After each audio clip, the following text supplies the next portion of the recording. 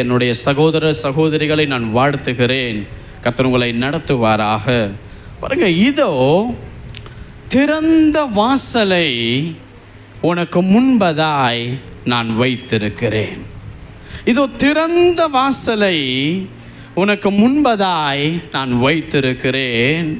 பாருங்க, தேவன் தம்முடைய பிள்ளைகளுடைய வாழ்க்கையில் சில அடைக்கப்பட்ட இந்த கதவுகளை அவர் திறப்புவதற்கு, அதை திறந்து வழிவிடுவதற்கு தேவன் சித்தமுள்ள ஒரு தேவனாய் அவர் இருக்கிறார். எனக்கு அன்பானவர்களே, பாருங்க, வேதம் சொல்லுகிறது, இதோ திறந்த வாசலை உனக்கு முன்பதாய் வைத்திருக்கிறேன், அதை ஒருவனும் என்ன செய்ய மாட்டானா? அதை ஒருவனும் பூட்ட மாட்டான். அப்போ அதனுடைய நிலைமை எப்படி தெரியுமா இருக்குது? அநேக நாட்களாய் அது பூட்டப்பட்டபடியே கிடக்குதுன்னு அர்த்தம். ஹல்லேலூயா. அந்த பூட்டப்பட்டிருக்கிற அந்த நிலையை தேவன் இன்றைக்கு மாற்ற விரும்புகிறார். அந்த கதவுகளை நம்மளுடைய வாழ்க்கையில் திறக்க விரும்புகிறார். இப்போ எப்போ நீங்கள் உள்ளே வருவதற்கு இந்த கதவு இருக்கும் என்றால் தான் உங்களால் திறந்து வந்திருப்பீங்க. இல்லைன்னா ஏனியில் அப்படியே சுற்றிட்டு வந்து ஏறி இருந்தால் எப்படி இருக்கும்? ஒவ்வொருத்தரும் உள்ளே வந்திருந்தா அது ரொம்ப கடினம். ஆனால் இந்த கதவு என்பது நமக்கு முன்பதாய் எப்பேற்பட்ட ஒரு அடைப்பு நிலைமையை நம்மளை வைத்திருக்கலாம். நம்ம முன்னேறி செல்ல முடியாதபடி, நாம் அடுத்த ஆசீர்வாதங்களை பெற முடியாதபடி, நம்மளை அடுத்த ஒரு நிலைக்கு கொண்டு போக முடியாதபடி நம்முடைய வாழ்க்கையில் இந்த அடைக்கப்பட்ட வாசல் இருக்கு பாருங்க, அது பல நேரங்கள் நமக்கு பல சோர்வுகளை உண்டு பண்ணிவிடும். ஆனால் தேவன் சொல்லுகிறார், அதை ஒருவனும் இனி பூட்ட மாட்டான் உங்களுக்கு. அப்போனா இன்றைக்கு அந்த பூட்டப்பட்டிருக்கிற அந்த நிலைமையை தேவன் அதை உடைத்தெறிய போகிறார். அன்பானவர்களே, எத்தனை பேர் விசுவாசிக்கிறீங்க? உங்களுக்கு முன்பதாய் உங்கள் ஆசீர்வாதத்தை எவ்வளவு பெரிய ஒரு பூட்டை போட்டு அது அப்படி அடைக்கப்பட்ட நிலைமையில் இருக்கலாம். இன்னைக்கு இயேசுவின் நாமத்தை சொல்லுகிறேன், அந்த பூட்டப்பட்டிருக்கிற பூட்டுகளை தேவனுடைய வல்லமை இன்னைக்கு தகர்த்து எறியும். எத்தனை பேர் விசுவாசிக்கிறீங்க? விசுவாசிக்கிறவங்க ஆமேன்னு ஒரு வார்த்தை சொல்லுங்க பார்க்கலாம். வசனம், ஹல்லேலூயா. இதோ திறந்த வாசலை உனக்கு முன்பதாய் வைத்திருக்கிறேன், அதை ஒருவனும் பூட்ட மாட்டான். பாருங்க, கர்த்தர் வாசல்களை திறக்கிற ஒரு தேவனாய் அவர் காணப்படுகிறார். அதுவும் பூட்டப்பட்ட வாசல்களை திறப்பதற்கு அவர் இன்றைக்கு வாஞ்சையோடு இருக்கிறார். இன்னைக்கு எத்தனை பேர் சொல்ல முடியும், என்னுடைய வாழ்க்கை ஒரு பூட்டப்பட்ட ஒரு நிலைமையிலே இருக்கிறது, என்னுடைய ஆசீர்வாதம் அதை பூட்டி வைத்த மாதிரி இருக்கிறது, என்னுடைய நன்மைகள் வந்து சேராமல் பூட்டின நிலைமையில் இருக்கிறது, என் வேலையில், என் உயர்வில், என் சம்பளத்தில் நான் அடுத்து போக முடியாதபடி சில காரியங்கள் அது பூட்டப்பட்ட நிலைமையில் இருக்கிறதுன்னு சொல்கிறவங்க மட்டும் கையை உயர்த்துங்க பார்க்கலாம். கையை உயர்த்துங்க. தேவன் பார்க்கிறார். உங்களுக்காக கர்த்தர் பேசிக்கொண்டிருக்கிறார். அந்த பூட்டப்பட்டிருக்கிற கதவுகளை இன்னைக்கு தேவ பிரசன்னம் இன்றைக்கு உடை தெரியும். அன்பானவர்களே, தேவன் சொல்லுகிறார், அதை இனி ஒருவனும் பூட்ட மாட்டான். இதோ வாசல்கள் உங்களுக்கு இனி திறக்கப்படும். விசுவாசிக்கிறவங்க தலைக்கு மேல கையை தட்டி ஹல்லேலூயா. நம்புவதற்கு உங்கள் இருதயத்தில் இன்னைக்கு பலன் இல்லாத இருக்கிறீங்க. அவங்களுக்கு சொல்ற இயேசுவின் நாமத்திலே கர்த்தர் இங்கே சொல்லுகிற வார்த்தையை ஒருவன் விசுவாசித்து அதை கண்ணீரோடு ஜெபத்திலே திரும்ப திரும்ப சொன்னீரேன்னு சொல்லி அறிக்கையிட்டு அந்த வார்த்தையை உரிமை பாராட்டுகிறவனுக்கு கர்த்தர் செய்யாமல் போனதாய் சரித்திரமே இல்லை. எனக்கு அன்பானவர்களே, உரிமை பாராட்டணும். ஆண்டவருடைய வார்த்தை வரும்போது அது எனக்குன்னு பிடித்து கொண்டு வீட்டுக்கு போய் அதை உரிமை பாராட்டணும். எழுதி இருக்கிறதே என்று சொல்லி நீங்கள் ஜெபிக்கணும். இயேசுவின் நாமத்திலே உங்களுக்கு சொல்லுகிறேன், கர்த்தர் உங்களுக்கு முன்பதாய் அடைத்திருக்கிற அந்த வாசல்களை அதை உடைத்தெறிவார். நம்மளை அதற்குள் போகும்படி, சில சுதந்தரிப்புகளை, ஆசீர்வாதங்களை பெற்றுக்கொள்ளும்படி கர்த்தர் நமக்கு கிருபை செய்வார். ஹல்லேலூயா. நம்ம நினைக்கிறோம், நான் சபைக்கு போகிறேன், பைபிளை வாசிக்கிறேன், இந்த காரியத்தின் கதவை மாத்திரம் கர்த்தர் திறந்தா போதும், அதை மட்டும் திறக்கவே மாட்டேங்கிறார். நம்ம நினைக்கிறோம் கர்த்தருடைய இருதயம் கூட நம்ம இருதயத்தை போல கல்லாகி போச்சோ, கர்த்தர் கூட மனம் இறங்கலப்ப. எத்தனையோ இடத்துல வாசிக்கிறோம், ஆண்டவர் இவன் மேலே ஒரு தயவு வந்தது, அந்த தயவு என் வாழ்க்கையில் அந்த தயவு வரவே வராது அப்படின்ட்டு நம்ம இருதயத்திலே பல எண்ணங்களோடு இங்கே காணப்படுகிறோம். எனக்கு அன்பானவர்களே, கர்த்தர் சொல்றாரு, அதை திறக்கும்படியான திறவுகோல் இன்றைக்கு உன்னிடத்தில் கொடுப்பேன். அந்த கதவு எந்த நிலையில் அடைக்கப்பட்டிருந்தாலும் சரி, கர்த்தர் சொல்றார், அடைக்கப்பட்டிருக்கிறதை குறித்து நீ சோர்வடையாதே.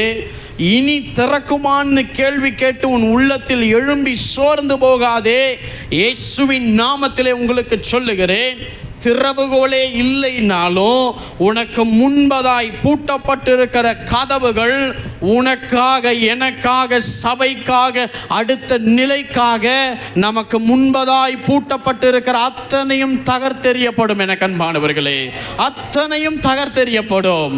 அந்த ஆசீர்வாதங்கள் கர்த்தருடைய பிள்ளைகளுக்குத்தான், கர்த்தரை தேடுகிற பிள்ளைகளுக்குத்தான், தேவனை நம்பி ஆலயத்திற்கு வருகிற பிள்ளைகளுக்குத்தான் அப்படிப்பட்ட சுதந்தரிப்புகளை கர்த்தர் வைத்திருக்கிறார். இதோ திறந்த வாசலை உனக்கு முன்பதாய் வைத்திருக்கிறேன், இனி ஒருவனும் அதை பூட்ட மாட்டான். அந்த பூட்டின நிலைமை இன்றைக்கு எனக்கு மாறுகிறதுன்னு எத்தனை பேர் உரிமை பாராட்டுறீங்க? எத்தனை பேர் விசுவாசிக்கிறீங்க? பக்கத்தில் திரும்பி, இனி அந்த காரியங்கள் பூட்டப்படாது, அது உனக்குரியது சொல்லுங்க பார்க்கலாம்.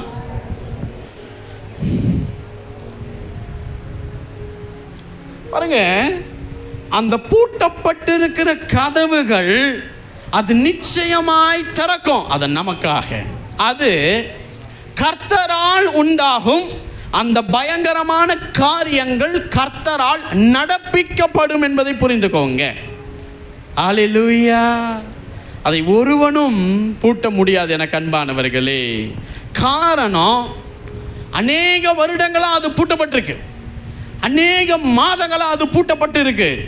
அந்த பூட்டப்பட்ட நிலைகளை கர்த்தர் இன்னைக்கு தட்டி தம் பிள்ளைகளுக்காக எழுப்புவார். தம்முடைய பிள்ளைகளுக்கு முன்பதாய் இந்த அடைக்கப்பட்ட வாசலை பார்த்த அவருக்கே ஒரு மாதிரி ஆயிடுச்சு. இன்னைக்கு ஆண்டவர் இயேசுவின் நாமத்தில் விசுவாசிக்கிறவனுக்கு வருகிற நாட்களிலே அந்த கதவுகளை இறைவன் திறந்து கொடுப்பார். எனக்கு அன்பானவர்களே, அது கர்த்தரால் என் வழிகள் திறக்கப்பட போகிறது. எத்தனை பேர் ஆமென் சொல்றீங்க? ஹல்லேலூயா. எனக்கு இவங்க கொடுக்கல, எனக்கு அவங்க கொடுக்கல, எனக்கு இந்த காரியங்கள் வர வேண்டியது வரல, எனக்கு இந்த நன்மை வர வேண்டியது வரல, இந்த சின்ன காரியங்களை எல்லாம் விட்டுடுங்க. கர்த்தர் என்கிற பெரியவரை பிடிச்சுக்கோங்க. அந்த பெரிய தேவன் உங்களுக்கு முன்பதாய் அத்தனை ஆசீர்வாதத்தையும் ஒரே இடத்துல பூட்டி இருக்கிற நிலைமையின் பூட்டை கர்த்தருடைய வல்லமை உடைக்கும். அது தேவ பிள்ளைகளுக்கு உண்டாகும். விசுவாசிக்கிறவர்கள் கரம் தட்டி அந்த வார்த்தையை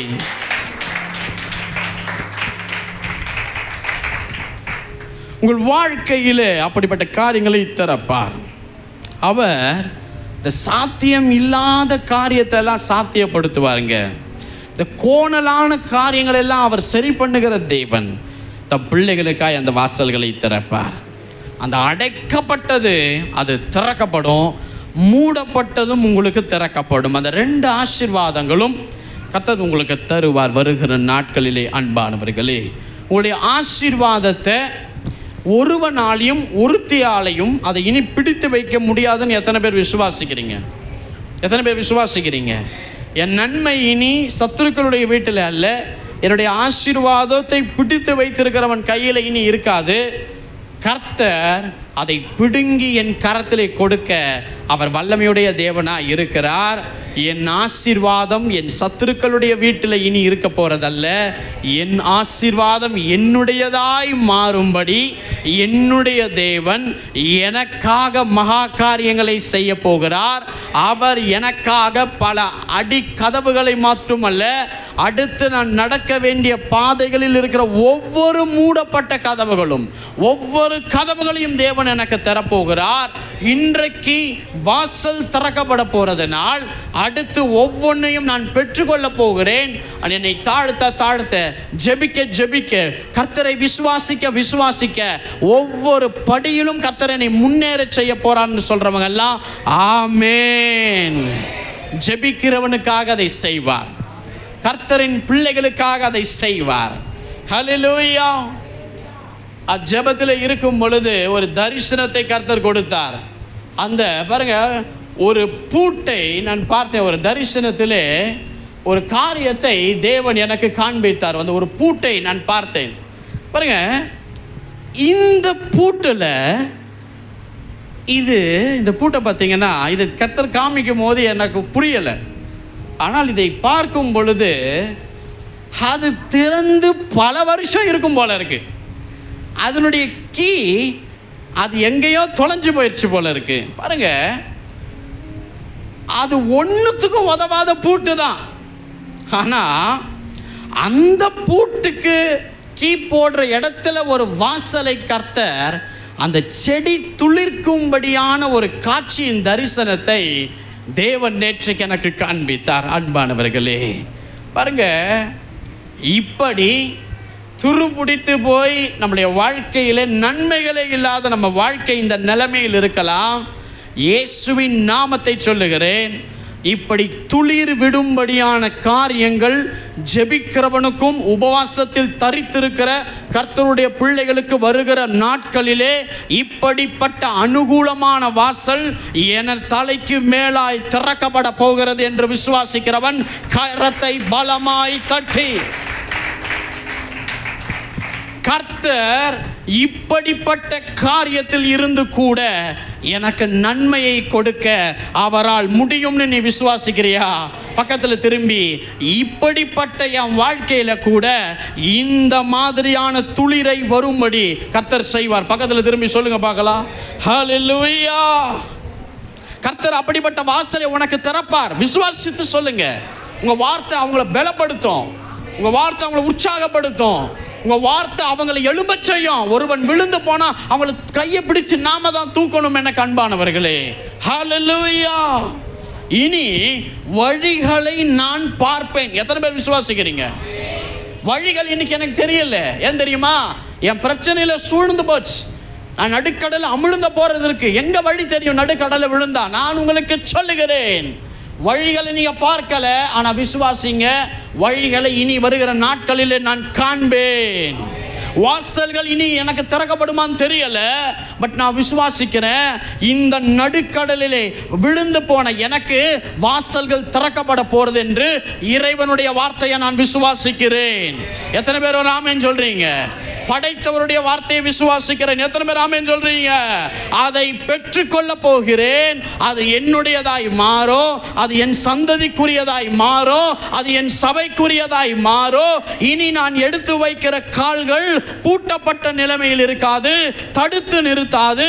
நான் அடுத்து போகும் உயர்வுக்காய் கர்த்தர் அந்த வழிகளை எனக்காய் திறக்க போகிறார். விசுவாசிக்கிறவங்க தலைக்கு மேலே பலமாய்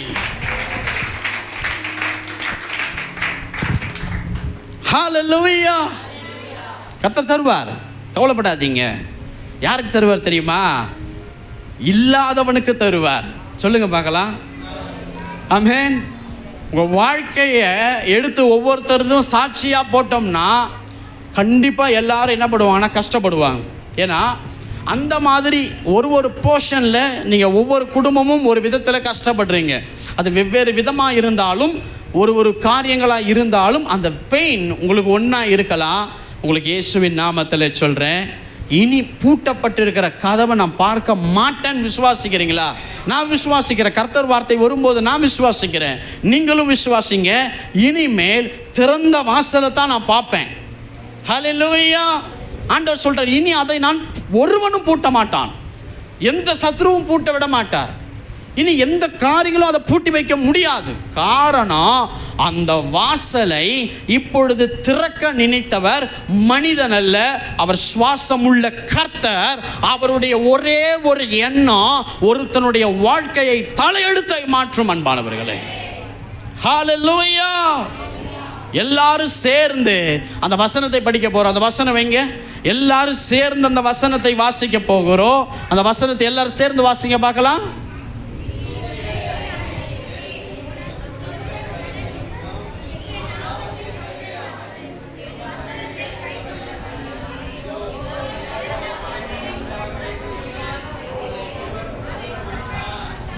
ஆமென்.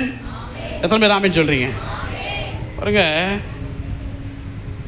யோசேப்பு இந்த சிறைச்சாலைக்குள்ள உட்கார்ந்துருக்கும் போது ஒரு விஷயம் என்னை ரொம்ப உடைச்சிது. இந்த மனுஷன் சிறைக்குள்ள இருக்கும் போது வசனம் சொல்லுது, யோசேப்பு சிறைச்சாலையில் இருந்தார், கர்த்தர் அவனோடு கூட இருந்தார். கர்த்தர் எங்க இருக்கிறார் தெரியுமா? இப்ப யோசேப்போட அவர் எங்க இருந்தார்? என் பிள்ளை சிறையில் இருக்குது, நான் தரிசனத்தை கொடுத்து பரலோகத்தில் உட்காரன் வசனம் சொல்லல. என் மகன் சிறையிலே இருக்கிறான், கர்த்தர் அவனோடு இருக்கிறார். எங்க தெரியுமா?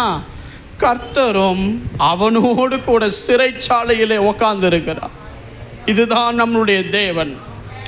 அவர் நாம் எந்த பாடுகள் நிறைந்த வழியில் போகும்போது உன் நிலைமையை பார்த்து சிரிக்கிறவர் அல்ல, அந்த வழியோடு கூட உன்னோடு டிராவல் பண்ணி உன்னை பலப்படுத்துகிற ஒரு தேவன்.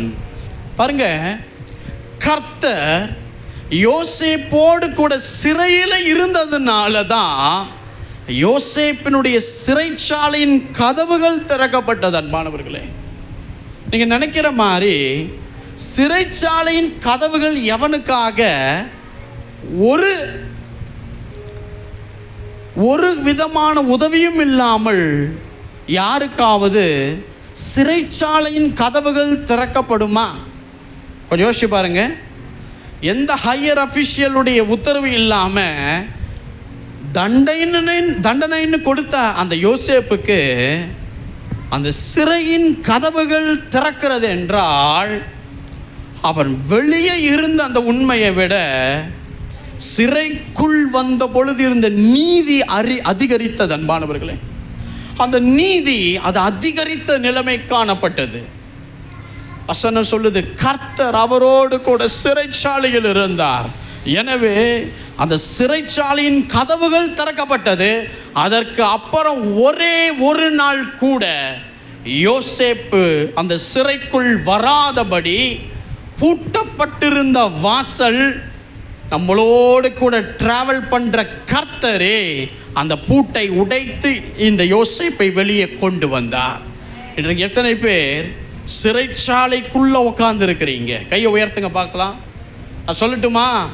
கண்ணீரோடு வேதனையோடு இழப்பின் மத்தியில் இருக்கிற உன்னோடு கூட கர்த்தர் இருக்கிறார். உன்னோடு கூட கர்த்தர் இருக்கிறார். உன்னுடைய நீதி இன்னும் அதிகமாகும் போது, உன்னுடைய ஜபம் இன்னும் அதிகமாகும் போது, உன் உபவாசம் இன்னும் அதிகமாகும் போது அந்த கதவுகளை தேவனே திறப்பார். திரும்ப அந்த காரியங்கள் நீ நொறுங்காதபடிக்கு யோசேப்பினுடைய சிறை அனுபவம் மாற்றப்பட்டது. மனிதனால் அல்ல, ஐஸ்வர்யமான தகப்பனால அல்ல, பரிந்து பேசுவதற்காக முன் நின்ற அந்த சகோதரர்களைப் போல அந்த ஆப்போசிட்டான நிலைமையில வந்தவர்கள் அல்ல, கர்த்தரே அவருக்காய் பரிந்து பேசினார். கர்த்தரே சிறையின் அனுபவத்தை மாற்றினார். கர்த்தரே சிறைச்சாலையில் அவனோடு இருந்து சிறையில் இருந்து வெளியே கொண்டு வந்து நிலைமையை மாற்றினார். இன்னைக்கு அப்படி எத்தனை பேருக்கு மாற்றணும் பாருங்க. சாராளுக்கு அடைக்கப்பட்டது, அன்னாளுக்கு அடைக்கப்பட்டது, ரெபேக்காளுக்கு ஆசீர்வாதம் அடைக்கப்பட்டது, எலிசபெத்துக்கு ஆசீர்வாதங்கள் அடைக்கப்பட்டது. கொஞ்சம் யோசித்து பாருங்க. அவங்க வாழ்க்கையில் ஒரு வாசல் திறக்கப்படலை. இந்த 4 கர்த்தருக்கு பயந்த ஸ்திரீகளுடைய வாழ்க்கையில் வாசல்கள் திறக்கப்படலை. 4 பேருக்கும் வெவ்வேறு காலத்தில் வாழ்ந்தாலும் அவங்களுக்கு 4 பேருக்கும் அடைக்கப்பட்ட வாசல். ஆனால் கர்த்தர் ஆச்சரியமான காரியங்களை அந்த பிள்ளைகளுடைய வாழ்க்கையில கர்த்தர் திறந்து வைத்தார். அந்த அடைக்கப்பட்டதை கர்த்தர் திறந்து வைத்தார். அன்பானவர்களே, அவர்களுக்கு அடைக்கப்பட்ட அந்த வாசலை திறந்த தேவனை அந்த 4 பேரும் கர்த்தரை மகிமைப்படுத்தினார்கள். கர்த்தர் வாசலை திறப்பதற்கு தீர்மானித்து விட்டால் ஒருத்தனாலையும் ஒருத்தியாலையும் எந்த விழுந்து போன கிழச்சிங்கமாகிய சாத்தானாலையும் அதை தடை பண்ண முடியாது, அதை பூட்ட முடியாது. கர்த்தர் எனக்காய் வழிகளை திறக்க போகிறார். அதனால் அடைக்கப்பட்டிருந்தது இவ்வளவு காலங்களாய் இனி வருகிற காலங்களில் அடைக்கப்பட்ட நிலைமையை நான் பார்க்க போகிறதல்ல, அடைக்கப்பட்டதை திறந்திருக்கிற காரியங்களை நான் பார்க்கும்படி ஆச்சரியமான காரியங்கள், அதிசயமான காரியங்கள் ஒன்றும் இல்லாத என் வாழ்க்கையிலே வரப்போகிறது. எத்தனை பேர் உரிமை பாராட்டுறீங்க? ஒன்றும் இல்லாத என் வாழ்க்கையில் அப்படிப்பட்ட கதவுகளை கர்த்தர் திறக்க போகிறார். கொஞ்சம் யோசித்து பார்த்தேன். கர்த்தர் இந்த வாசலை திறக்கிற அனுபவம் ஒன்று இருக்குங்க. நல்லா கவனிங்க. ஏதோ உனக்கு முன்னாடி ஒரு சின்ன காரியம் இருக்கு, மற்ற வந்து உதவினா இது திறக்கப்படும் நீங்க நினைக்கிறீங்கல்ல. கர்த்தர் அந்த வாசல் இல்லைங்க. கர்த்தர் வாசல்னு ஒன்று பேசுறாரு. அந்த வழியை திறக்க நீ கூட யோசித்திருக்க மாட்ட. இந்த வாசலை எனக்கு திறந்தாரா, இந்த காரியத்தை இப்படி பண்ணி இதை கொண்டு வந்தாரான்னு சொல்லி நம்ம ஆச்சரியப்படுவோம். கர்த்தர் என்னோடு கூட நேற்றைக்கு பேசினார். யோபினுடைய மனைவியின் வயிற்றில் கர்த்தர் இன்னொரு 10 பிள்ளைகளை கொண்டு வந்து வைத்தார். கொஞ்சம் யோசிச்சு பாருங்க. கணவனும் மனைவியும் டிக்ளேர் பண்ணிட்டாங்க, எவ்ரிதிங் இஸ் ஓவர், எல்லாம் முடிந்தது. ஆனால் யோபின் மனைவியின் வயிற்றில் கர்த்தர் இன்னும் 10 பிள்ளைகளை கொடுத்தார். அந்த அம்மா அந்த 10 பிள்ளைகளை பெற்றதுக்கு அப்புறம் அவங்க நிலைமை என்ன தெரியுமா? இந்த 10 பிள்ளைகளை திரும்ப நான் பெற்று எடுப்பதற்கு இந்த கர்ப்பத்தை ஆசீர்வதித்தாரா, இந்த வாசலை திறந்தாரா? இதை நான் நினைச்சே பார்க்கலையே. ஆண்டவர் யார் மூலமாவது வந்து என்னை தேற்றுவார்னு நினைச்சேன். நான் இழந்து போனதை என் வயிற்றிலேயே ஒரு வாசலை திறந்து கர்த்தர் திரும்ப 10 கொடுத்திருக்கிறாரேன்னு சொல்லி யோபுவும் அவருடைய மனைவியும் கர்த்தரை ஒன்று சேர்ந்து மகிமைப்படுத்தினார்கள். அவள் நினைக்கவே இல்லாத வழியை கர்த்தர் திறந்தார். எத்தனை பேர் ஒரு ஆமென் சொல்றீங்க? ஹல்லேலூயா. கொஞ்சம் யோசித்து பாருங்க. இந்த மார்த்தாலும் மரியாளும் என் சகோதரன் லாசரு மரித்து போயிட்டானேன்னு நினைக்கிறாங்க. அப்புறம் கொண்டு போய் கல்லறைக்குள்ள வைத்துட்டாங்களே நினைக்கிறாங்க. இயேசுவே நீர் இங்கே இருந்திருந்தா என் சகோதரன் செத்துருக்க மாட்டான்னு நினைக்கிறாங்க. ஆனால் நல்லா ஒன்று கவனிங்க. மார்த்தாலும் மரியாளும் நினைக்காத ஒரு காரியம் அங்கே நடைபெறுது. அவங்க வந்து கல்லறையை பார்த்துட்டு போயிடுவார்னு இந்த மார்த்தாலும் மரியாளும் நினைத்தாங்க. ஆனால் தேவன் லாசருவே நீ வெளியே வான்னு சொல்லும் பொழுது அவன் கட்டுகளோடு வெளியே வந்து அவிழ்க்கப்படுகிறான். மார்த்தாலும் மரியாளும் இந்த வாசலை திறப்பார் என்பது அவர்களுக்குள் இல்லாத நினைக்காத ஒன்றை கர்த்தர் அவர்களுக்காய் திறந்து கொடுத்தார். எத்தனை பேர் ஒரு ஆமென் சொல்றீங்க? ஹல்லேலூயா. அதாவது இந்த வாசலை திறப்பார்னு நான் நினைக்கவே இல்லைன்னு யோபின் மனைவி சொன்னாங்க. மார்த்தாள் மரியாள் சொல்றாங்க. அப்படின்னா கர்த்தர் ஒரு வாசலை உனக்கு திறக்க போகிறார். இதை கேட்டுக்கொண்டு இருக்கிறேன் அன்பு சகோதரனே, சகோதரிய, தகப்பனாரே, தாயாரே. கர்த்தர் வாசல்களை திறக்கிற தேவன். அந்த வாசலை திறப்பதற்கு முன்பதாகத்தான் பஞ்சங்களும் வறட்சிகளும் வனாந்தரங்களும் நம்மளை வேட்டையாடும். ஆனால் அந்த வேட்டையாடப்பட்ட காயப்பட்ட நிலைமையில இருக்கிற அந்த ஆத்துமாவுக்குள் இருக்கிற கொஞ்ச பலன் வசனத்தை நம்புகிறவனாய் அவன் இருக்கும் பொழுது அவனை கர்த்தர் கழுகுக்கு சமானமான ஒரு பலனை கொடுத்து அவனை உயர்த்துவார். சொல்றேன், ஆச்சரியப்படுவீங்க. பக்கத்தில் திரும்பி சொல்லுங்க பார்க்கலாம். அது வியப்பா இருக்கும். பக்கத்தில் திரும்பி சொல்லுங்க பார்க்கலாம். தேவன் பெரியவர், சொல்லுங்க பார்க்கலாம்.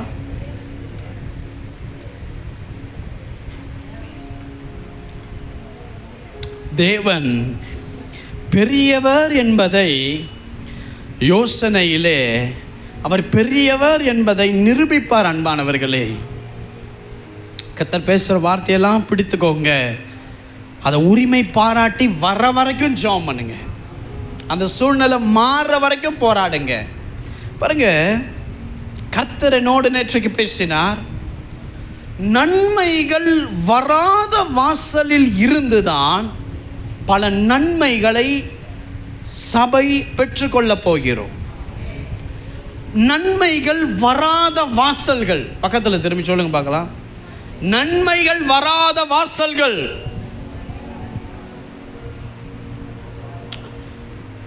நாத்தான்வேல் என்கிற கர்த்தருடைய ஒரு சீஷன் ஒருத்தர் இருந்தார்.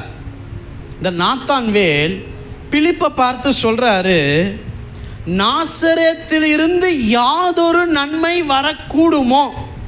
அதுக்கு பிலிப்பு சொல்றாரு, வந்து பாரியா இயேசு கிறிஸ்துவன்னும் போது இந்த நாசரேத்தில் இருந்து யாதொரு நன்மை வரக்கூடுமோன்னு சொன்னாரு.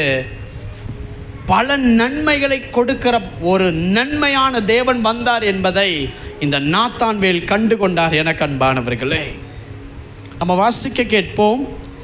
ஏசாயா தீர்க்கதரிசன புஸ்தகம் 55ஆம் அதிகாரம் 8ஆம் வசனம், 55 9ஆம் வசனம் வாசிக்கலாம். என் நினைவுகள் உன் நினைவுகள் அல்ல, உங்கள் வழிகள் என் வழிகளும் அல்லவென்று கர்த்தர் சொல்லுகிறார். பூமியை பார்க்கிலும் வானங்கள் எப்படி உயர்ந்திருக்கிறதோ அப்படியே உங்கள் வழிகளை பார்க்கிலும் என் வழிகளும் உங்கள் நினைவுகளை பார்க்கிலும் என் நினைவுகளும் உயர்ந்திருக்கிறது. நல்லா கவனிங்க, ஆண்டவர் சொல்றாரு, என் நினைவுகள் உன் நினைவு அல்ல. நீ நினைக்கிறத நான் செய்யறதல்ல, நீ நினைக்கிறத விட பெரிய காரியங்களை செய்கிற தேவன் நான். இந்த வானத்தை பார்க்க போது, இந்த பூமியிலிருந்து வானத்தை பார்க்கும்போது இந்த வானம் எவ்வளவு உயர்ந்ததாக இருக்கிறதோ அந்த அளவுக்கு அவர் பெரியவர் என்பதை தேவன் சொல்லுகிறார்.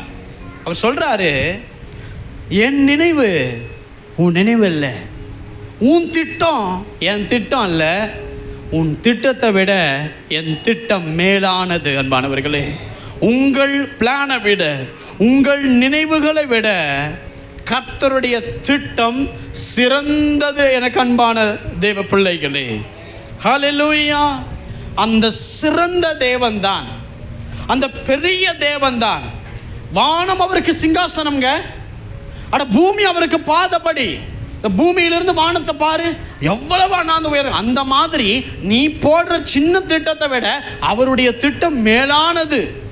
நாம போடுற ஒரு காரியத்தின் திட்டத்தை விட, பிளானை எக்ஸிக்யூட் பண்றதை விட அவர் பண்ற பிளான் எக்ஸிக்யூட் லெவல் அவருக்கு வேற மாதிரி இருக்கும். அன்பானவர்களே, கர்த்தர் எனக்காய் பூட்டப்பட்ட கதவுகளை அவர் திறப்பார். எத்தனை பேர் விசுவாசிக்கிறீங்க? யாபேஸ்னுடைய வாழ்க்கையில பாருங்க, இந்த யாபேஸ் அவன் இருதயம் உடைந்து போய் ஜெபம் பண்றார். இந்த வார்த்தையை நல்லா தியானிக்கும் போது தெரியும், நான் சபிக்கப்பட்டவனா இருக்கிற ஆண்டவரே, என் வாழ்க்கை முழுவதும் தீமை, மற்றவனுக்கு உதவணும்னு நினைக்கிறேன், ஆனா இன்னைக்கு நானே ஒன்றுமில்லாமல் இருக்கிறேன். மற்றவர்கள் வாழ்க்கை ஆசீர்வதிக்கப்பட நான் ஒரு காரணமா மாற விரும்புறேன், ஆனா என்னால மாற முடியல. நான் சபிக்கப்பட்டவன், நான் சபிக்கப்பட்ட ஒரு நிலைமையில இருக்கிறேன். இந்த அடைக்கப்பட்ட இந்த சாபம் பிடித்த கதவுகளை எனக்கு திறந்து கொடுங்கன்னு சொல்லி ஜெபம் பண்றார். தீங்கு என்னை துக்கப்படுத்தாதபடி சத்துருக்களை என்னை விலக்கி காத்தருளும் ஆண்டவரே. நான் போன வாசல் எல்லாம் அடைக்கப்பட்டது. நான் கையை வச்சா உருப்பிடும் நினைத்தா அது உருப்படி இல்லாமல் போகுது. எல்லாரும் என்னை சஞ்சலப்படுத்துகிறார்கள். நான் ஒரு அன்லக்கி ஃபெலோ போல இருக்கிற சாபம் என் சகோதர சகோதரியோட என் மேலே வந்து விழுந்த மாதிரி இருக்குது ஆண்டவரே ஜெபம் பண்ணுறாருங்க. கர்த்தர் ஒரே ஒரு வாசலை அவன் வாழ்க்கையில் திறந்தார். வசனம் சொல்லுகிறது அவன் வாழ்க்கை முடிவு எப்படி தெரியுமா இருக்குது? அவர் எப்படி வாழ்ந்தார் தெரியுமா? தன் குடும்பத்தில் எவனும் தொடாத ஆசீர்வாதத்தை யாபேஸ் பெற்றார். தன் சகோதரர்களை பார்க்கிலும் இவர் கனமுள்ள ஒரு மனுஷனாய் மாறினார். காரணம் என்ன? சாபம், சபிக்கப்பட்ட நிலை என் மேலே வந்து விழுந்துருச்சு. நான் போகிற இடமெல்லாம் அடைக்கப்பட்டு இருக்கிறது. எனக்கு வழியே திறக்காத, எனக்கு வாசலே திறக்காதான் வேதனை. கர்த்தர் ஒரு வாசலை திறந்தார். ஒன்றுமில்லாதவனுடைய வாழ்க்கையில கர்த்தர் வாசல்களை திறந்தார். மகா பெரிய ஆசீர்வாதங்கள் அதற்குள் போய் அவர் பெற்றுக்கொண்டார். அன்பானவர்களே, ஹல்லேலூயா. சபை எல்லாரும் சேர்ந்து சொல்ல போறோம், திறந்த வாசலை எனக்கு முன்பதாய் வைத்திருக்கிறார். இனி அதை ஒருவனும் பூட்ட முடியாது. ஹல்லேலூயா. இனி என் ஆசீர்வாதங்களை சத்துரு பூட்டி வைக்க முடியாது. அறிக்கை செய்யுங்க பார்க்கலாம். இனி என் ஆசீர்வாதங்களை சத்துரு பூட்டி வைக்க முடியாது. காரணம், என்னுடைய நன்மைகளை இனி அவன் பூட்டி வைக்க முடியாது. அதற்கும் காரணம், என் கொம்பு என் சத்துருக்களை பார்க்கிலும் உயரப் போகிறது. காண்டா மிருகத்தினுடைய அந்த ஒத்த பலனை விழுந்து போன எனக்கு கர்த்தர் கொடுக்க போறதினால் என் கொம்பு என் சத்துருக்களை விட உயரும். என் மேல் தயவா இருக்கிற ஒரு தேவன் வாசலை திறக்க தீர்மானித்து விட்டதினால் என் சத்துருவை காட்டிலும் பலவீனமாய் இருக்கிற என்னை தேவன் பலமுள்ளவனாய் மாற்றி என் கொம்பு என் சத்துருக்களை பார்க்கிலும் உயரும்படி மகா பலத்தின் வாசலை அவர் வார்த்தை இன்றைக்கு என் வாழ்க்கையிலே திறக்கிறதினால் இனி நான் சபிக்கப்பட்டவன் அல்ல, இனி நான் சாபம் பிடித்தவன் அல்ல, இனி நான் தொட்டா விளங்காதவன் அல்ல. இருந்தது உண்மை, கர்த்தர் வார்த்தை வந்ததும் உண்மை, அவர் திறந்து விட்டதும் உண்மை. வழிகளையும் வாசல்களையும் திறக்கிற தேவன் என்னோடு பலத்த காரியத்தை செய்து கொண்டிருக்கிறார்.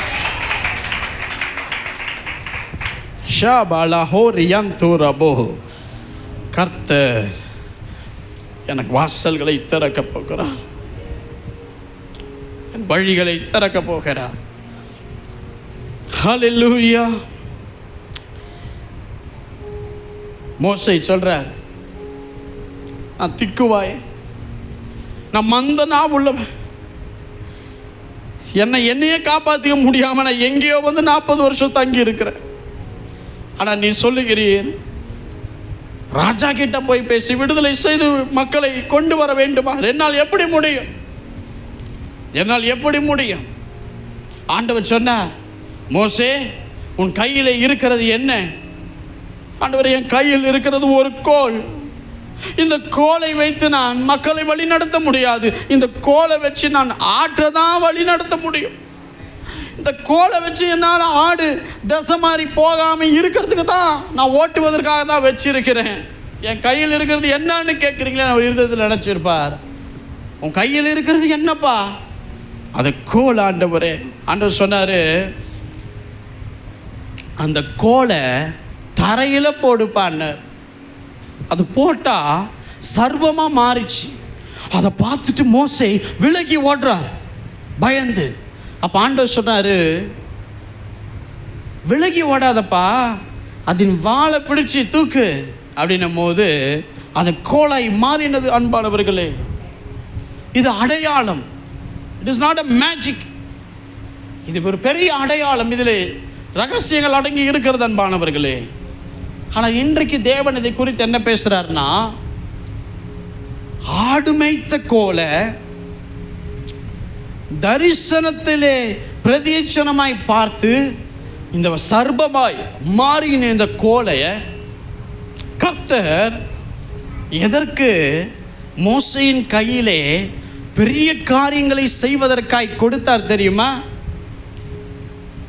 அவங்க வரும் பொழுது, எகிப்து சேனை துரத்தும் பொழுது முன்பதாய் என்ன பெரிய வாசல் இருந்தது தெரியுமா?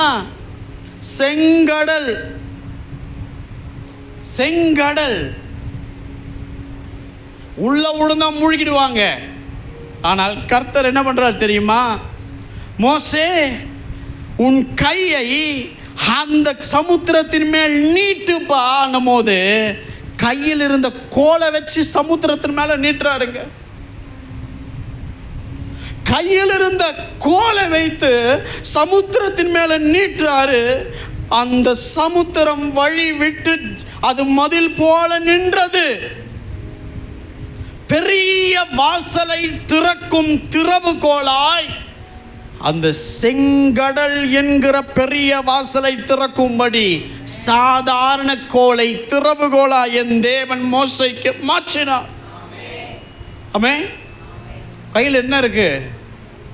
இன்னைக்கு ஒண்ணுமே இல்லை. மாசம் எண்டு ஒண்ணுமே இல்லைன்னு இல்லைங்க, வருஷம் பூரா நமக்கு ஒண்ணுமில்லாத ஒரு நிலைமை இருந்தாலும் உலகத்தான் கையில் இல்லாத ஒரு பொக்கிஷம் எனக்கு உனக்கு ஒன்று இருக்கு. என்ன தெரியுமா? வாக்கு தத்தம், தரிசனம். எனக்கோடு கர்த்தர் பண்ணின இந்த உடன்படிக்கை. எனக்கு ஒன்றுமில்லாமல் போகலாம், என்னை தூக்கி கவிழ்த்து போடலாம், என்னை சமுத்திரத்தில் ஜலத்தில் என்னை தூக்கி போடலாம், வறுமை என்னை கொல்ல நினைக்கலாம், என் பிள்ளைகள் என்னை துரத்தலாம், என் சம்பளம் நிறுத்தப்படலாம், என் உயர்வு நிறுத்தப்படலாம், என் நன்மை வழங்காதிருக்கலாம். எது நடந்தாலும் மகனே, உலகத்தான் கையில ஒண்ணு இல்லாது என் கிட்ட இருக்கு. என்னோடு கர்த்தர் பண்ணின உடன்படிக்கை. என்கிட்ட ஒன்று விலை உயர்ந்ததை கொடுத்திருக்கிறார், தரிசனம். என் மேல வாக்கு தத்தம் இருக்கு. அந்த வாக்கு தத்தம் என் மேல இருக்கிற வரைக்கும் நான் மண்ணுக்குள் போக போறதல்ல. மண்ணிலே சத்துரு திறவுகோலை புதைத்தாலும் சாதாரண கோலை இன்று ஜெபத்தை நான் பேசும் பொழுது, அறிக்கை செய்யும் பொழுது, அது செங்கடலா இருந்தாலும் சரி, சின்ன கதவா இருந்தாலும் சரி, எப்பேற்பட்ட கதவா இருந்தாலும் சரி, அது எனக்கு வழி வகுக்க போகிறது. வழிகள் திறக்க போகிறது. இனி அந்த பூட்டுகள் உடைய போகிறது. வாசல்கள் திறக்கப்பட போகிறது. சாதாரண என்னை அசாத்திரமான காரியத்தை செய்யும்படி என் தேவனுடைய பலம், என் தேவனுடைய பலம், பெரிய வாசலை கர்த்தர் என் வாழ்க்கையில் திறக்க போறார். எத்தனை பேர் விசுவாசிக்கிறீங்க? ஹல்லேலூயா. இன்றைக்கு ஜெபம் என்கிற ஒரு கோலை எத்தனை பேர் விசுவாசத்தோடு செய்ய போறீங்க? ஜார்ஜ் முல்லர், அவரை பற்றி 1.5 மணி நேரம் வீடியோ உங்களுக்கு 5-6 நிமிஷத்தில் சுருக்கி காமித்திருக்கிறோம். 1.5 மணி நேரம் அந்த வீடியோ. அந்த மனுஷனுடைய வாழ்க்கையில் பாருங்க, அவர் 2 தடவை திரும்ப சொன்னார். அவருக்கு ஒரு ஹேபிட், என் தேவை என்ன எவங்கிட்டையும் சொல்ல மாட்டேன். இன்றைக்கெல்லாம் என் தேவையை நான் ஒருத்தர்கிட்டையும் நான் சொல்ல போகிறதில்லன்னு சொல்லி பசங்க, அனாதை பிள்ளைங்க, நல்லா கவனிங்க, டேபிளில் உக்காந்துருக்கிறாங்க. இந்த பிள்ளைகளுக்கு உணவு கொடுக்கறதுக்கு கையில் பணம் இல்லை. ஆனால் பிள்ளைங்க இவரை பார்த்து விசுவாசத்தோடு டேபிளில் வெறும் பிளேட்டை வச்சுட்டு உக்காந்துருக்குதுங்க. அந்த சைடில் வந்த ஒரு பெரிய வெஹிக்கிள் ரிப்பேர் ஆகுது. அந்த பாலை கொண்டு போன அந்த வெஹிக்கிள் கரெக்டாக வந்து ரிப்பேர் ஆகி நிற்கிது. இது ரிப்பேர் பண்ணி கொண்டு போகிறதுக்குள்ளே கெட்டுடும். நம்ம இந்த அநாத ஆசிரமத்துக்கு கொடுத்துடலாமே, சிறு பிள்ளைகளுக்கு கொடுத்துடலாமேன்னு அவன் எதன் வழியாக வந்தான் தெரியுமா? வாசலை திறந்து கொண்டு அவங்களுக்கு தேவையான பால் உள்ளே வந்துச்சு. அவங்களுக்கு கதவு அடைக்கப்பட்டு இருந்ததுங்க. பிள்ளைங்க, சின்ன குழந்தைங்க, அனாதையாக்கப்பட்ட பிள்ளைங்க, சாப்பிடலை. அவங்க அந்த பேக்கரி ஓனருக்கு கரெக்டாக காலையில் வந்து கொடுக்குறான். அவர் சொல்கிறாரு, நேற்றுக்கு நைட்டு கர்த்தர் என் கூட பேசினார், இந்த உணவை கொண்டு வந்து இங்கே கொடுக்கணும்னு. பிள்ளைங்க பசியா ஜெபம் பண்ணுது, கதவை திறந்து பிரெட்டை உள்ளே கொண்டு வராங்க. ஜெப வீரன்.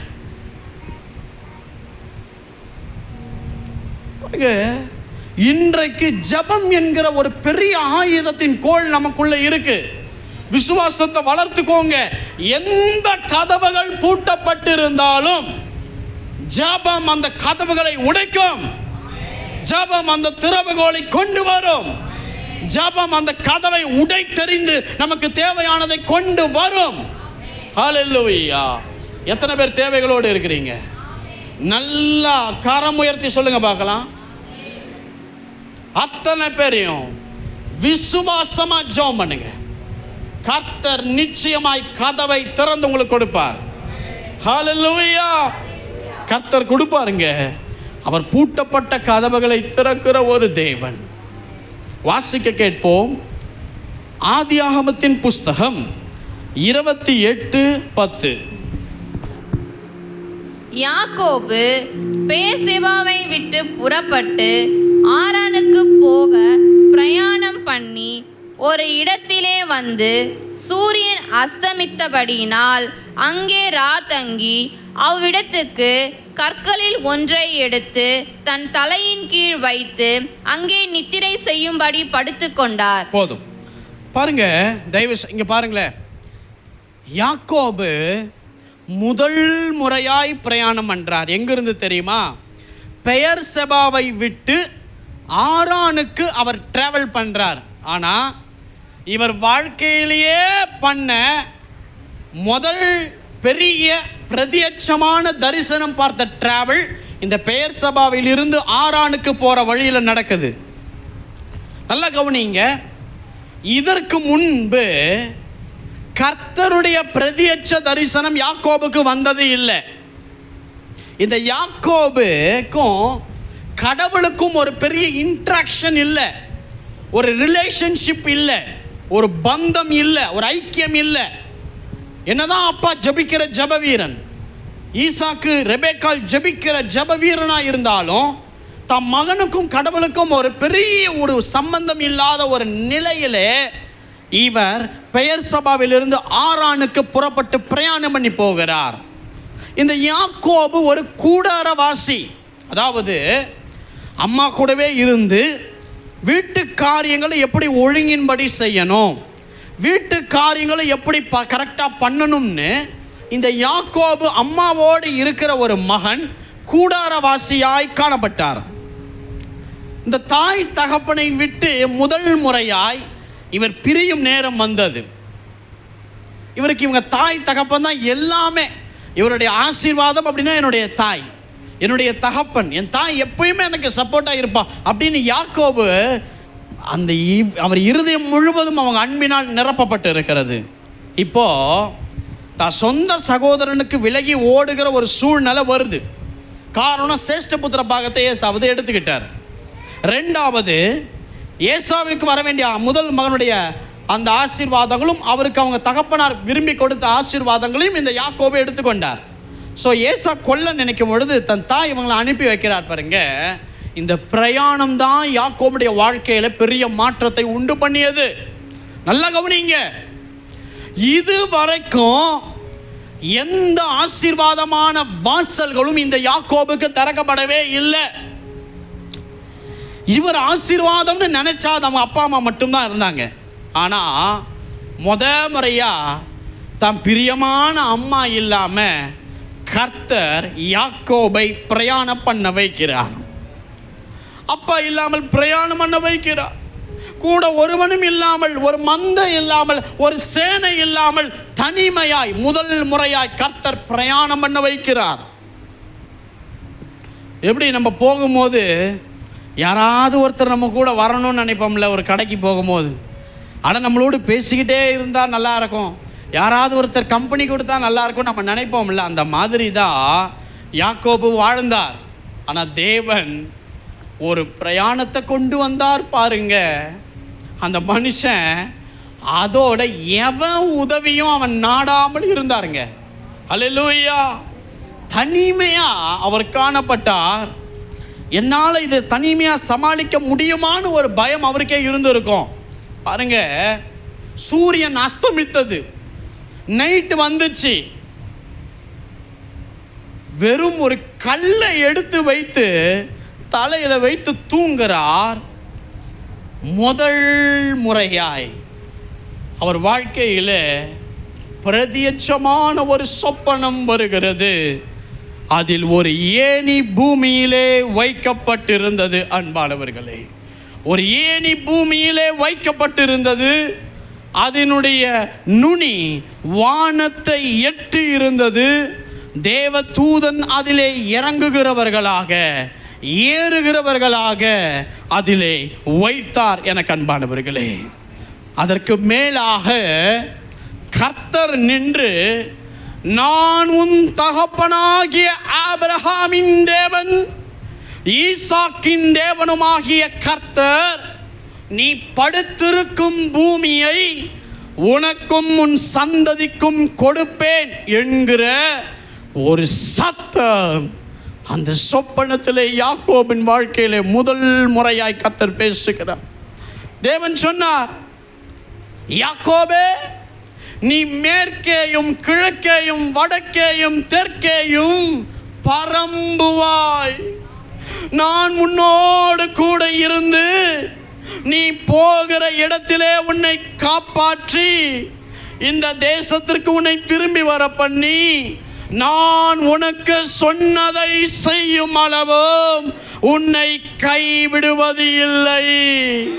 நான் உனக்கு சொன்னதை செய்யும் அளவும் உன்னை கைவிடுவதே இல்லை என்று தேவன் முதல் முறையாய் பிரயாணத்தின் போது யாக்கோபோடு கூட கர்த்தர் பேசினார். யாக்கோபு நித்திரை விழிக்கிறார். அவர் சொல்றாரு, மெய்யாகவே கர்த்தர் இந்த ஸ்தலத்தில் இருக்கிறார். அவர் சொல்லி அந்த காரியத்தை நான் தியானித்த பொழுது எனக்கு ஒன்று புரிந்தது. எனக்கு அன்பானவர்களே, வாசல்கள் இதுக்கு அப்புறம் யாக்கோபின் வாழ்க்கையில் எப்படி அனுகூலமாய் கர்த்தர் திறந்தார் தெரியுமா? இந்த தரிசனத்தின் மூலம் கர்த்தர் இந்த யாக்கோபினுடைய வாழ்க்கையில் வாசல்களை பூட்டப்பட்டிருந்ததை திறந்தார். இதுக்கு அப்புறம் யாக்கோபு எங்கேயுமே விழுந்திருக்க மாட்டார். நீ தியானித்துப்பா, யாக்கோபு எந்த இடத்திலும் குறுகி போயிருக்க மாட்டார். யாக்கோபை எந்த சத்ருவும் மேலே கை வைத்திருக்க மாட்டாப்ல. யாக்கோபுக்கு விரோதமாக எவன் எழும்பினாலும் கர்த்தர் அவனோடு தண்டித்து உடைத்து அவனை தடுத்தாது நிறுத்தி இருக்கிறார். அடுத்த எந்த ஆசீர்வாதங்களும் யாக்கோபு பாருங்க, ரொம்ப அந்த காரியங்களுக்காக அலைஞ்சி திரிஞ்சி குழந்தைகளுக்காக போராடி அதெல்லாம் பண்ணலை. ஒத்த வாசலை திறந்தாருங்க. அதுக்கப்புறம் அத்தனை வாசலும் அந்த தேவ மனுஷன் வாழ்க்கையில் திறக்கப்பட்டது. அவர் போராடலை. அடுத்தடுத்த மேன்மைகள் யாக்கோபினுடைய வாழ்க்கையில் அடுத்து வந்தது. சாதாரணமாக மாமா வீட்டுக்கு போறாரு, மாமாவை விட ஒரு பெரிய ஆளா மாறுறார். அப்பாவை விட ஒரு பெரிய ஆளா மாறுறார். இருக்கிற சேனையை விட எல்லா சேனையும் பெருகுது. பலசாலியாய் பலத்த ஜாதியாய் அந்நியன் இருக்கிற தேசத்தில் அந்நியனை விட திரள் கூட்ட ஜனமாய் அபிமெலேக்குக்கு முன்பதாய் ஈசாக்கு உயர்த்தப்பட்டதை விட லாபான் இடத்திலே யாக்கோபு பெரிதாய் உயர்த்தப்பட்டார். அவர் வாழ்க்கை முற்றிலும் மாறியது. எங்க தெரியுமா மாறிச்சு? கர்த்தர் அந்த மகனுடைய வாழ்க்கையிலே பூட்டப்பட்ட கதவுகளை திறந்து பரலோகத்தின் வானத்தின் வாசலை திறந்து காட்டின அந்த தரிசனம் அவர் வாழ்க்கையில அடுத்தடுத்த லெவலுக்கு அவரை உயர்த்தியதை தவிர அவர் விழுந்து போகல. அந்த அத்தனை உயர்வுக்கும் காரணம் வாசல் அது தனிமையாய் அனாதையாய் வனாந்தரத்தில் இருக்கும் பொழுது வானத்தின் பலகணிகளை திறந்து தரிசனத்தோடு பேசின அந்த நொடி பொழுது யாக்கோபினுடைய வாழ்க்கையில வாசல்கள் அடைக்கப்பட்டதெல்லாம் திறக்கப்பட்டது. அவர் வாழ்க்கை முழுவதும் மாறினது அன்பானவர்களே. அவர் வாழ்க்கை முழுவதும் மாறியது. இன்றைக்கு பரலோகத்தின் வாசல் உங்களுக்காய் திறக்கப்படும். எத்தனை பேர் விசுவாசிக்கிறீங்க? கர்த்தர் பேசுறாருங்க. சும்மா இங்கே உக்காந்துக்கிட்டு எங்கேயோ சிந்திச்சுட்டு கொண்டு இருக்காதீங்க. அதெல்லாம் சாபம், அதெல்லாம் சாபம். கர்த்தருடைய வார்த்தையை இப்படி கேட்கறதுக்காக பல வருஷம் காத்திருந்தாங்க. பல வருடங்களாய் கர்த்தர் பூமியில் ஒருத்தங்கிட்டையும் பெருசாக பேசாமல் இருந்தார். அதற்கப்புறம் தான் கர்த்தர் சாமுவேலை கர்த்தர் கொண்டு வந்தார், தீர்க்கதரிசியை. அவர் சும்மா பேசிக்கிட்டு இல்லை, கர்த்தர் தாம் பிள்ளைகளுக்கு பேசிக்கொண்டு இருக்கிறார். யாக்கோபினுடைய வாழ்க்கையில் எந்த வாசலும் அதற்கு பின்பதாய் அடைக்கப்படலை. தொட்டதெல்லாம் விளங்கிச்சு. கர்த்தர் அவரோடு இருந்தது அந்நியர்கள் பார்த்தார்கள். பெரிய ஜாதியாய் மாறினால் வாசல்கள் அவர் வாழ்க்கையில் எங்கே திறக்கிறார் தெரியுமா? அந்த வானத்தின் வாசலின் திறக்கப்பட்ட அந்த தரிசனம் தான் யாக்கோபு வாழ்க்கையில் முன்பதாக இருந்த அத்தனை கதவுகளும் திறக்கப்பட்டதுங்க. கர்த்தர் இன்றைக்கு உங்களுக்கு அப்படிப்பட்ட வாசலை திறக்கிறதுனால அதுக்கு அப்புறம் நீங்கள் போய் பெற்றுக்கொள்ள போகிற அந்த ஆசீர்வாதத்துக்காக ரொம்ப கஷ்டப்பட மாட்டீங்க. அது எளிதெளிதாக உங்கள் வசமாய் வந்து திரும்பிடும். அதற்காக நீங்கள் பெரிதாய் போராட வேண்டியதில்லை. ஆனால் வசனம் சொல்லுது, அதே வெளிப்படுத்தல் 3:8 தான், திறந்த வாசல் உங்களுக்கு முன்பதாய் வைப்பார், அதை ஒருவனும் பூட்ட மாட்டான். ஆனால் யாருக்கு வைப்பார் தெரியுமா? கொஞ்சம் பலன் இருந்தும். அந்த கொஞ்சம் பலன் நமக்கு இருக்கு. பலன் இல்லாமல் தான் சபைக்கு வந்திருக்கும். அப்போ கொஞ்சம் பலன் இருக்கு. கொஞ்சம் பலன் இருந்தும் என் வசனத்தை கை கொண்டபடியினால் இதோ திறந்த வாசலை உனக்கு முன்பதாய் வைத்திருக்கிறேன். அப்போ கொஞ்சம் பலன் இருந்தும் வசனத்தை கை கொள்ளணும். அது ரொம்ப நம்ம முக்கியமாய் செய்யணும் அன்பானவர்களே. வசனத்துக்கு மாறா நம்ம ஓடிடக்கூடாது. வசனத்துக்கு மாறா நம்ம வாழ்ந்துடக்கூடாது. நம்ம நடக்கை வசனத்தின்படி இருக்கணும் அன்பானவர்களே. வசனத்துக்கு கீழ்ப்படிந்தவன் அவன் விழுந்து போனதாய் சரித்திரமே கிடையாது. அப்போ வசனத்தின்படி வாழ்ந்தா ஜெபங்கள் கேட்கப்படும். கர்த்தர் வாசல்களை நிச்சயமாய் அவனுக்கு திறப்பார். அப்போ குடும்பங்கள் கர்த்தருடைய வசனத்தை கை கொள்ளணும். பிள்ளைங்க கர்த்தர் வசனத்தை கை கொள்ளணும். அப்படி இருக்கும்போது அந்த குடும்பத்தின் நலனுக்காக நாம் செய்கிற ஜெபம், அந்த ஊழியக்காரர் வந்து செய்கிற ஜெபம் எல்லாவற்றையும் கர்த்தர் ஏற்றுக்கொள்ளுவார். அந்த பலியை அவர் ஏற்றுக்கொள்ளுவார். அப்போ கர்த்தர் நாமம் மட்டும் தூஷிக்கப்படுவதற்கு நாம் காரணமாக இருக்கவே கூடாது. அதை யாக்கோபு கரெக்டாக பண்ணுறார். அண்ணா ஆசீர்வாதத்தை திருடுறார், அப்பா கிட்ட போய் சொல்றார். அதுக்காக அவருக்கு யாக்கோபுன்னு பேர் வச்சது கரெக்டாக இருக்கு. ஆனால் இந்த வானத்தின் வாசலின் திறக்கப்பட்ட இந்த அனுபவம் பின்பதாய் யாக்கோபு யாரையும் ஏமாற்றவில்லை. யாக்கோபு எதையும் திருடலை. அந்த சொரூபத்தை திருடி கொண்டு வந்தது கூட அவன் மனைவி தானே தவிர யாக்கோபு அல்ல. பாருங்க, அந்த மனுஷன் வசனத்தை அந்த ஜெபத்திற்கு கொடுக்க வேண்டிய முக்கியத்துவத்தை கொடுத்து கர்த்தருக்கு பிடிக்காத முன்பு செய்த காரியம் ரட்சிப்புக்கு பின் அது வராதபடி காத்து கொண்டார். கர்த்தர் அத்தனை வழிகளையும் அவருக்கு திறந்து ஆசீர்வதித்தார். ஆமென். கர்த்தர் ஏதேனை ஆதாமுக்கு கொடுத்தார், அதில் ஆளுகிறவனாக வைத்தார். கர்த்தர் நோவாவுக்கும் பிள்ளைகளுக்கும் பரம்பின பூமியை இலவசமாக கொடுத்தார். ஆளுகிறவர்களாய் அந்த குடும்பத்தை வச்சார். ஆனால் அவங்க கரைப்பட்டாங்க, அவங்க இழந்தாங்க. அதை சாத்தான் எடுத்துக்கொண்டான். அதுக்கப்புறம் ஆண்டவர் தீர்மானிச்சார், என்ன தெரியுமா?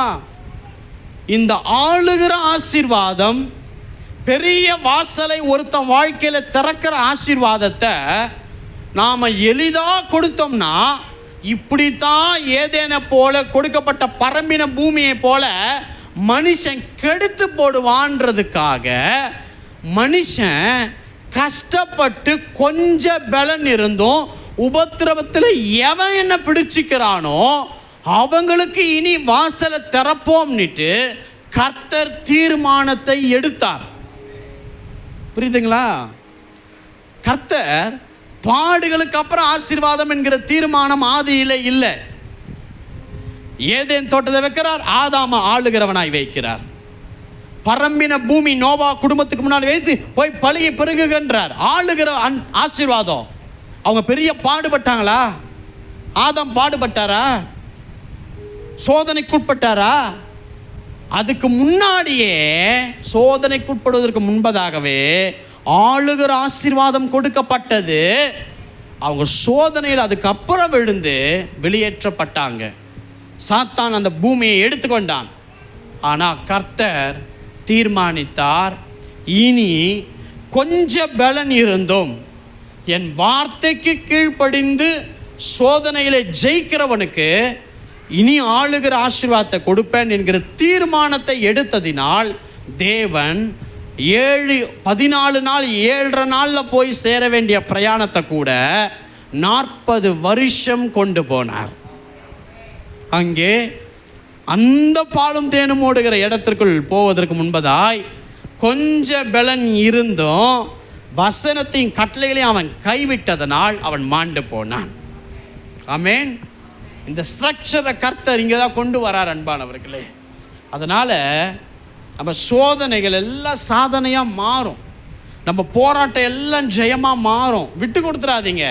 சாத்தான் கிட்ட பார்த்து நான் தோத்துட்டேன், என் ஜெயத்தை நீ எடுத்துக்கோ, தான் என் தரிசனத்தை எடுத்துக்கோ, என் வாக்கு தத்தத்தை எடுத்துக்கோன்னு அவன்கிட்ட போய் அவங்களே கொடுத்து விட்டுறாதீங்க.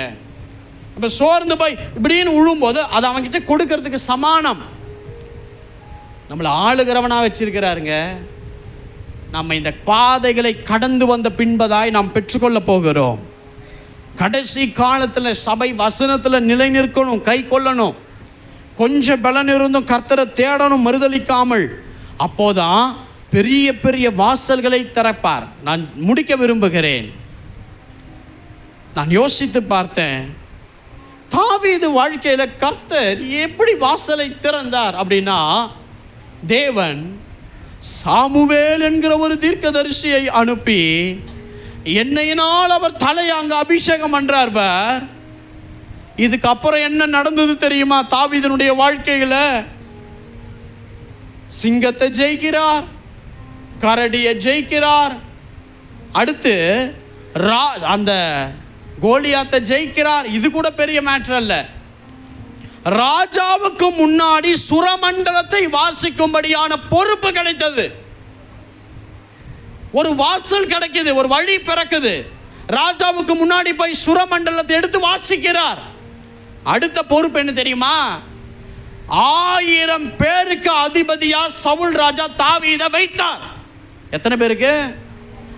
எங்க ஆடு மேய்க்கிறவங்க, ஆடு மேய்க்கிறவரை அரண்மனையில் சுரமண்டலத்தை எடுத்து வாசிக்கிறார். ராஜாவுக்கு முன்னாடி வழி பிறக்குது. 1000 பேருக்கு தலைவனாய் வைக்கிறார், அதிபதியா வைக்கிறார் சவுல் ராஜா. வாசல் திறக்குது. அடுத்து சவுளுடைய மகளை தாவீதுக்கு கொடுக்கிற வழியும் அங்கே திறக்குது. 4வது தாவீது சிங்காசனத்தில் உட்காருகிற வழி வாசலும் திறக்கப்படுது. இத்தனை வாசல் திறந்ததற்கு ஒரே காரணம், கர்த்தர் தைல கொம்பினால் நிரப்பின பொழுது அவர் வாசல் அன்றைக்கு திறக்கப்பட்டது. அதுக்கு அப்புறம் வந்த ஒவ்வொரு வாசலையும் திறந்தார். வெற்றி உள்ள ஒரு வாழ்க்கையை தாவீது ஜெயித்தார். அன்பானவர்களே, ஹல்லேலூயா. வாசல்களை கர்த்தர் திறக்க போகிறார். யாக்கோபிற்கு வாசல்களை திறந்தார், யாபேசுக்கு வாசல்களை திறந்தார், தாவீதுக்கு வாசல்களை திறந்தார். இந்த 3 பேர் வாழ்க்கையில் வாசல்களை திறப்பதற்கு முன்பதாய் பலத்தை இழந்தாங்க, நம்பிக்கை இழந்தாங்க, விசுவாசத்தை இழந்தாங்க. கொஞ்ச பலன் இருக்கும் போது கர்த்தர் கொண்டு வந்து வாசலை திறந்தார். அதுக்கப்புறம் யாக்கோபு, யாபேஸ், தாவீது விழுந்து போகவே இல்லை. அவர்கள் ஆசீர்வாதம் உயர்ந்து கொண்டே போனது. முதல் பெரிய அடைக்கப்பட்ட வாசலை யாக்கோபுக்கும் யாபேசுக்கும் தாவீதிற்கும் கர்த்தர் திறந்தார். சாட்சியுள்ளவனாய் கர்த்தர் நிறுத்தினார்.